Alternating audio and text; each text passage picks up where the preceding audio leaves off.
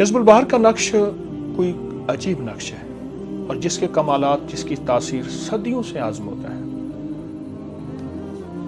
मैं तो इसको बयान कर रहा हूँ, बड़ी बड़ी सुलहा, औलिया, हस्तियों ने इसको बयान किया। खुद लिख रहा हूँ, अपने घर वालों को साथ लेके मिला के इसको लिख रहा हूँ बैठा।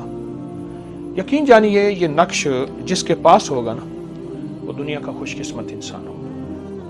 ये देखें, ये नक्श लिखे हुए हैं, ये लिखे हुए हैं, ये लिखे हुए हैं, और पूरी चाल के साथ कोशिश की जा रही है कि इन नक्श को लिखा जाए और इन नकोश को पुर किया जाए। हाथ से स्टैम्प भी बनवा सकते थे, फोटोकॉपी भी करा सकते हैं, लेकिन हर नक्श हाथ से लिखा जा रहा और हर नक्श को पुरतासीर, बाकमाल, बेमिसाल और उसके अनोखे कमालात और उसको अनोखी तासीर है, सदियों से आजमोदा। और सदियों से जिसके पास ये नक्श आया उसकी किस्मत बदल गई, तकदीर बदल गई, क्योंकि इसमें सारा अल्लाह का नाम है, अल्लाह की अजमतें हैं, कलाम इलाही है।